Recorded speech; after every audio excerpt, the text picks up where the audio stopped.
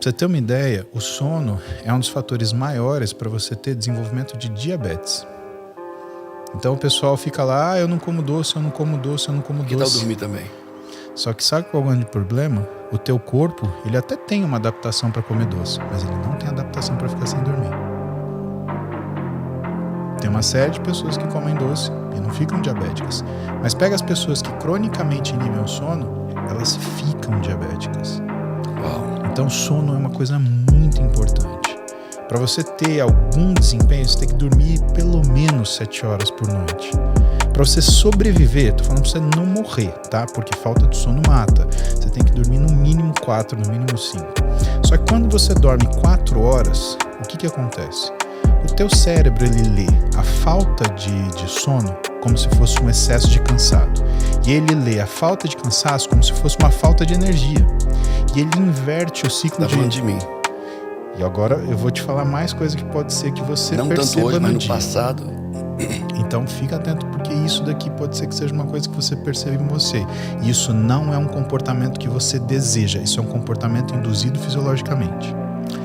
Falta de sono é reconhecido como cansaço. Cansaço é reconhecido como energia. E essa falta de energia, o teu cérebro reconhece como a necessidade de mudar o que é a sua secreção de neurohormônios, principalmente de 2, leptina e grelina.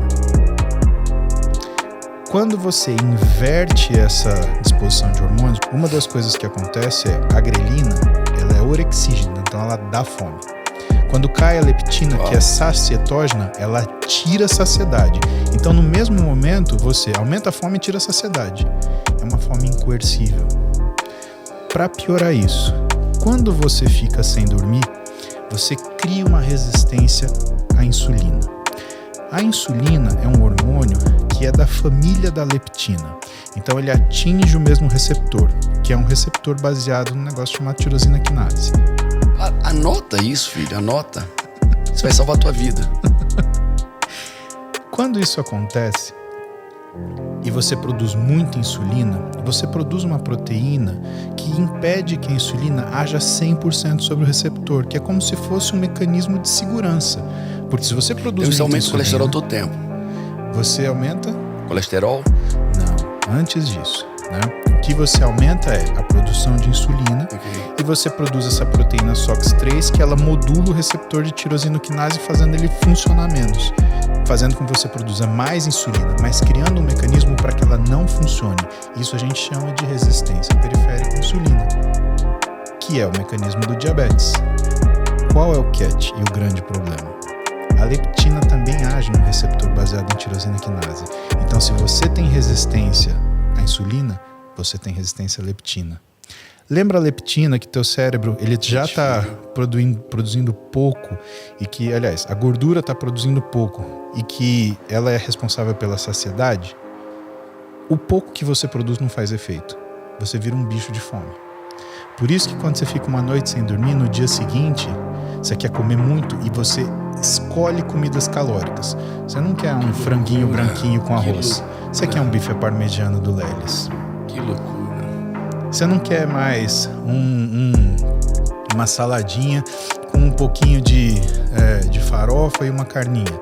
Você quer ir lá comer um bacalhau em natas do Bela Sintra, né? Você quer coisa muito calórica, né?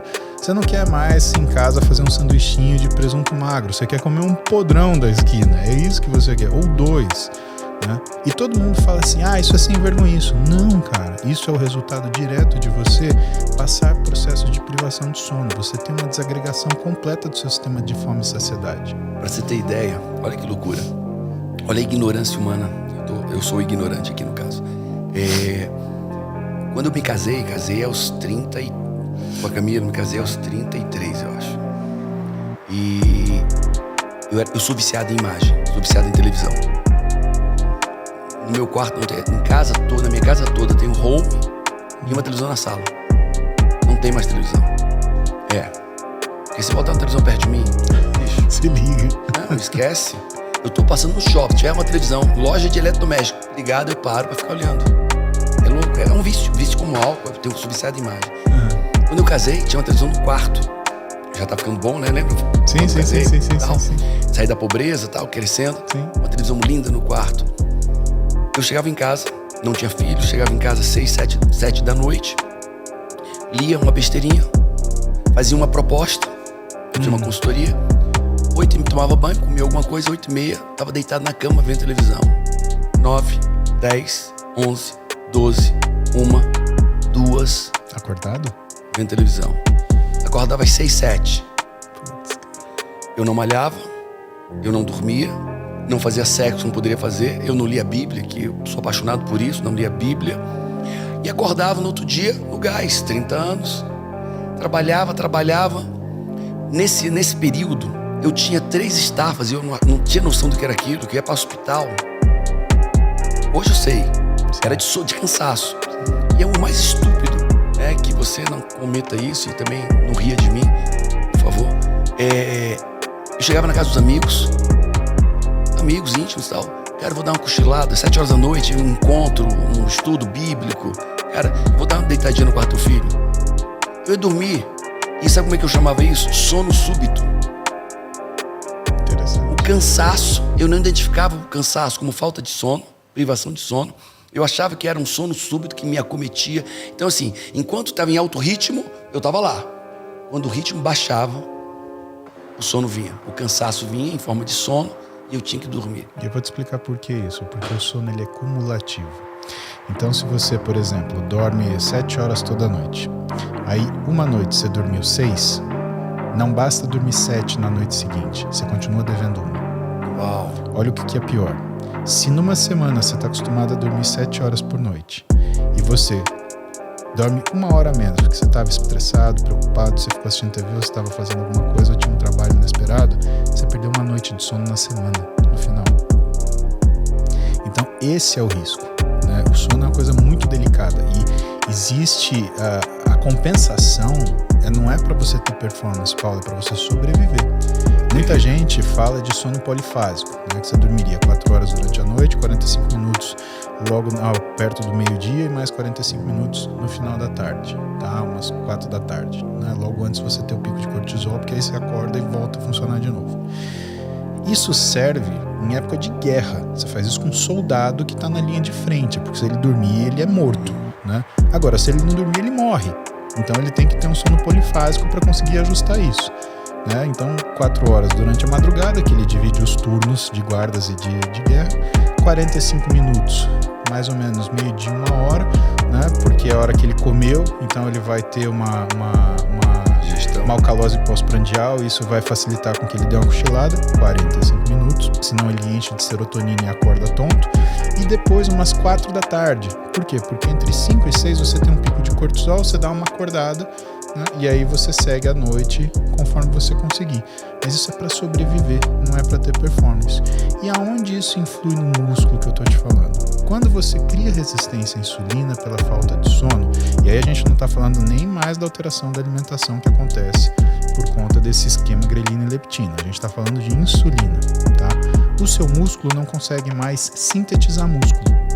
Por quê? Porque o hormônio que você usa para isso não é a testosterona, é a insulina. Uau. Só que a insulina que você funciona é a insulina que você produz e que entra no começo da nossa conversa. Lembra que eu te falei? Porque os hormônios são interessantes quando você os produz? A insulina que você produz faz uma hiperaminoacidemia. Se você usar a insulina, e eles estudaram isso em pessoas com diabetes, ela cria uma hipoaminoacidemia. E aí? Você não compensa, o músculo não produz mais músculo, ele não sintetiza músculo. Então o esquema, né, que são as 3 maiores situações, né, o tabaco, o álcool e a falta de sono, né, o tabaco porque ele aumenta a destruição, o álcool... Destruição muscular. Exato. O álcool porque ele também aumenta a destruição muscular. E a falta de sono porque ele impede síntese. Porque você cria uma resistência ao hormônio que faz com que músculo seja sintetizado.